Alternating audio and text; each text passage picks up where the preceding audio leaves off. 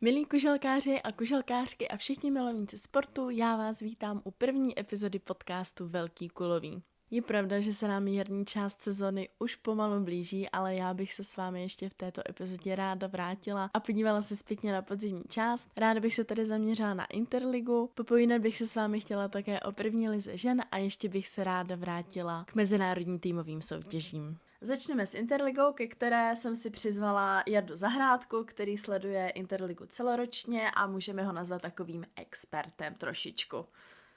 Ahoj Jardo, vítám tě tady. Děkuji za milé přivítání, Very. Zdravím všechny posluchače našeho podcastu. Jardo, já se tě na začátek zeptám, jak by si tak shrnul jednoduše tu podzimní část? Podzimní část měla jednoho jasného jmenovatele a když se podíváme na tabulku, tak myslím si, že všichni to ví. Suverénní Podbrezová, 11 výher, viděli jsme i v jejím podání výkon přes 4000 kuželek, konkrétně 4002 kuželky v utkání s Interem a jde o druhý nejvyšší nához vůbec v historii Interligy, což tady dlouho nebylo. 4000 naposledy překonala Podbrezová, když ještě v týmu byl Vilmoš Zavarko, Erik Kuna nebo Daniel Tepša. Opravdu celý podzim předvádějí skvělé výkony. Celý tým táhne Rostěgorecký, který je druhý v průměrech, těsně za Čongorem Baraniem, jen o pouhé 2 kuželky, což vlastně v porovnání s loňskou sezónou je taky posun. Určitě bych zmínil Jiřího Veselého, ten sice měl nějaké trošku výkyvy, ale i v momentě, kdy se mu nedařilo, tak třeba na Slovy uhrál ten klíčový bod a především má na svědomí hned 4 ze 7 nejlepších výkonů letošního ročníku, což vlastně, když vezmeme, že se hraje 11 zápasů, tak on 4krát se přiblížil 700. Má 692, 696, 697 a právě už ve zmíněném zápase proti Interu 704. A ještě bych určitě vyzdvihl jedno jméno, které mě zaujalo, a to je Šimon Magala. Už když přicházel před rokem a půl do Podbrezky, tak jsem k tomu byl trošku takový skeptický, ale prokazuje výbornou výkonnost, vyhrál se a rozhodně je platným členem týmu. A třeba ve šlágru s Trstenou, tak byl nejlepším hráčem. Neustále jde nahoru a je na něm vidět, jak si věří, jak se neustále posouvá. A i se párkrát během toho podzimu dostal do nějakých složitých situací, kdy musel a zvládl je. Takže to pomáhá celému týmu a ten tým opravdu předvádí výborné výkony. Tak asi nikoho nepřekvapí, že Podbrezka jednoznačně vede, je to podle mě už tak dlouhou řadu let. Kdyby si měl vypíchnout třeba nějaké překvapení, co tě zarazilo na letošním podzimu? Musím říct, že milé překvapení určitě představení Valašského Meziříčí, protože měli na začátku trošku těžký los, takže byli v ústraní, prohráli s Duchcovem, se Slavojem i s Jihlavou, zvládli Inter, ale vlastně od začátku listopadu tak mají 5 výher, porazili i doma Rakovice, což je za mě jeden z nejlepších zápasů podzimu, společně se zápasem Rakovic s Duchcovem. Když zůstaneme u Malmezu, tak body dělají hlavně doma. Vyhráli 5 ze 6 domácích zápasů, prohráli pouze s Jihlavou, docvakli se na tu prostřední skupinku a můžou bojovat o poháry. Kdybychom se podívali na nějaké jednotlivce, koho by si ještě tak z letošního podzimu vypích, komu se tak nejlépe daří? Jednoznačně jedno jméno, Jaroslav Hažova. To je fenomén konce podzimu, hraje naprosto fantasticky.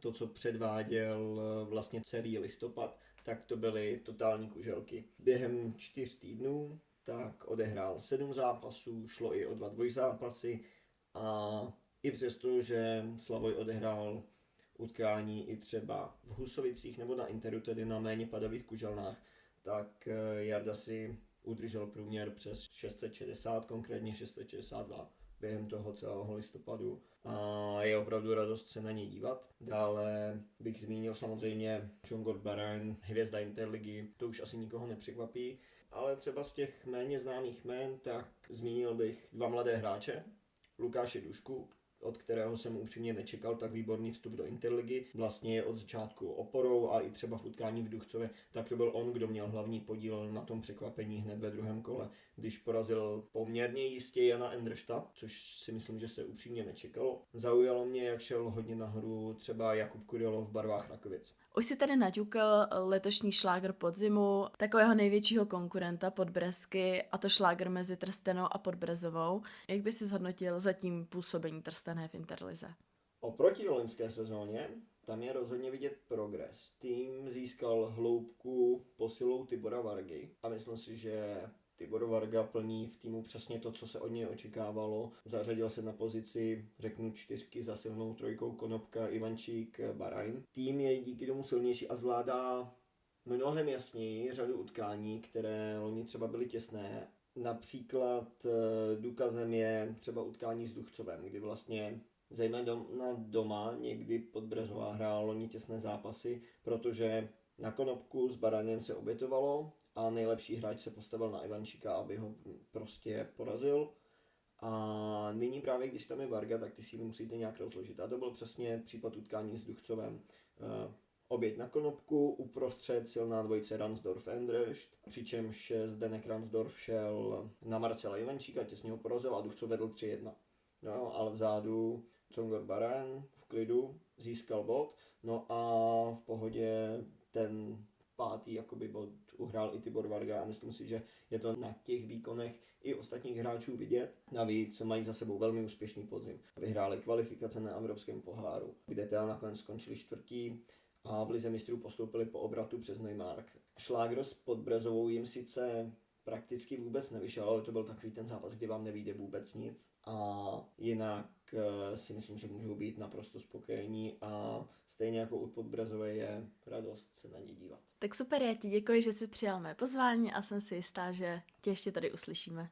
Děkuji moc za pozvání a budu se těšit na příště. Teď se přesuneme k první lize žen a myslím si, že můžu mluvit za většinou z nás a to, že se shodneme na tom, že letošní sezona přinesla něco, co asi nikdo z nás nebo hodně málo lidí z nás mohlo předpokládat, a to, že Rosičky už nejsou 100% jedničky. Je pravda, že teď jsou na druhé příčce, ale po x letech je přelezla Slávie. Slávie má o 2 body víc než Rosice a na 3. místě je Jihlava, která ztrácí 2 body na Rosice. Myslím si, že už hned první kolo zaskočilo spoustu z nás a to, když náchod B remízovalo s Rosicemi, mě upřímně to zaskočilo a nečekala jsem takovýto výsledek tady toho zápasu. Myslím si, že tento rok je hlavně pro Rosice jiný tím, že jsou tam nové hráčky, je tam vlastně Míša Provazníková, která sice už hrála v Rosicích určitou část jara minulou sezónu, ale pořád je tam v podstatě nováček a přibyla tam také Kristýna Blechová, pro kterou je to úplně první zkušenost v lize žen. Co se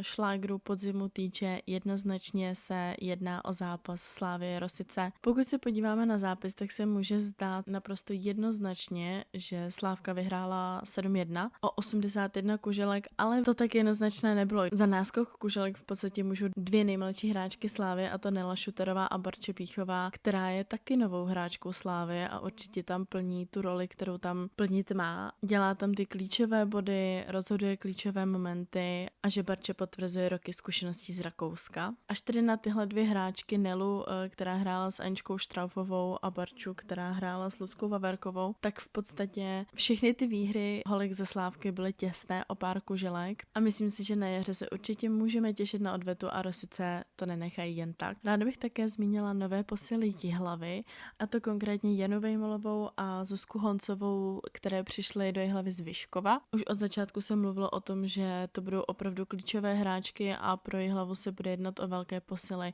což si myslím, že svými výkony a pozicí v tabulce Jihlava pouze potvrdila. I když už je to nějaký ten pátek, tak přece jenom bych se s vámi v této epizodě ráda vrátila zpět do období, kdy se konaly mezinárodní týmové poháry. Já společně s Nikčou Tobulovou jsme se na 2 tyto poháry vydali a snažili jsme se trošku přenést nějakou atmosféru a pocity hráčů přímo vám posluchačům. Jako první jsme zavítali do Mnichova, kde se hrál pohár NBC a vlastně jsme to tam stihli přímo na ceremoniál, kde jsme zastihli i Ondřeje Stránského. Ondřej, jak se ti líbil zahajovací ceremoniál? Ceremoniál jako vždy občas náročný, protože člověk musí dlouho stát, ale je to, myslím, fajn věc. Člověk se tady setká se všema hráčema, pozdravíme se, pronese se slavnostní přísaha, zahájíme to a za chvilku se můžeme těšit už na krásné výkony. A těšíš se? Jsi připravený? Já věřím, že jsem. My jsme teda teďka 2 víkendy vynechali soutěžně, ale já si myslím, že se to na naší formě nějak neprojeví. Ba naopak bych řekl, že člověk v klidu natrénuje a pak ukáže, co v něm je.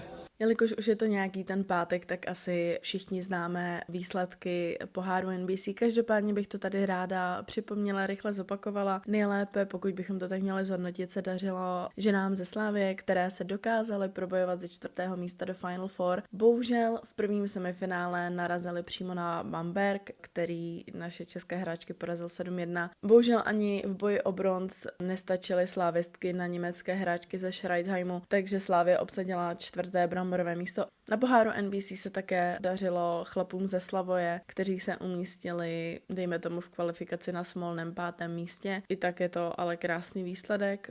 Holky z Dačic, pro které vlastně pohár NBC byl naprostou premiérou, tak se umístili na 10. místě a chlapi z Přerova obsadili 25. místo. V Mnichově jsme ale celý týden nestrávili, strávili jsme zde pouze první 2 dny a následně jsme se přesunuli do italského Bolzána, kde se konal světový pohár. Na světovém poháru nás již několik let za ženy reprezentují Rosice a z mužů tam již po několikáté byli kluci z Jihlavy. Na kuželně jsem odchytla Míšu Provazníkovou, pro kterou vlastně světový pohár byl úplnou premiérou a zeptala jsem se jí na pocity ze hry. Míši, jak se ti dneska hrálo?